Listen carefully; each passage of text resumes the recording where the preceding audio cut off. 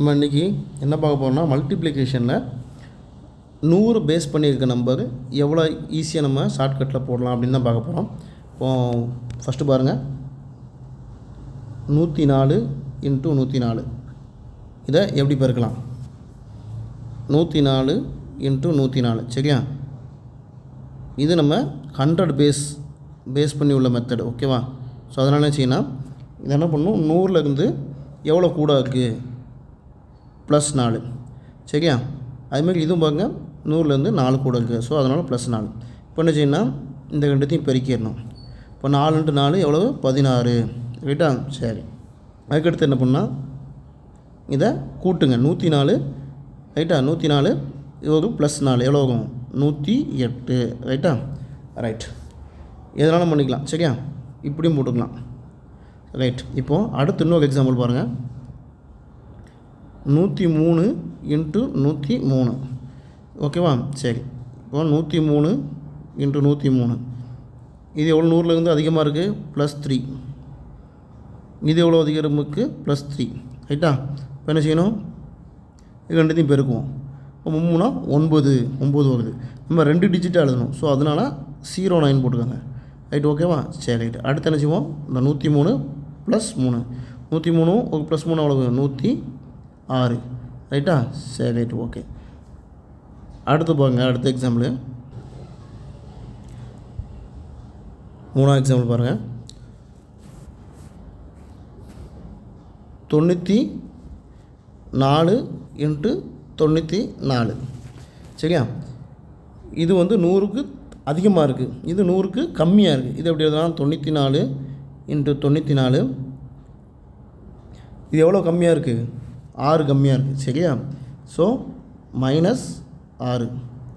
இது எவ்வளோ கம்மியாக இருக்குது, அதுவும் -6.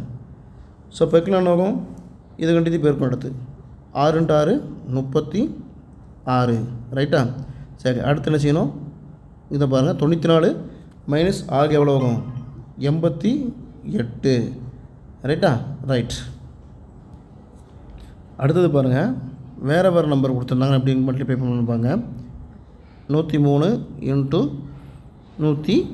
107 சரி, இது எப்படி மல்டிப்ளிகேஷன் பண்ணலாம், 103 × 107 ரைட். இது 100 எவ்வளோ அதிகமாக இருக்குது, 3 அதிகமாக இருக்குது, ஸோ +3. இது 100 7 அதிகமாக இருக்குது, ஸோ +7. இப்போ என்ன செய்யணும், இது ரெண்டுத்தையும் பெருக்கணும் இல்லையா, 3 × 7 21 ரைட். இப்போது இது என்ன பண்ணோம், 103 + 7 எவ்வளோ ஆகும், 110. அல்லது இதை பாருங்கள், இதுவும் அதே தான் ஆகும், 107 + 3 எவ்வளோ ஆகும், 110, ஸோ 110.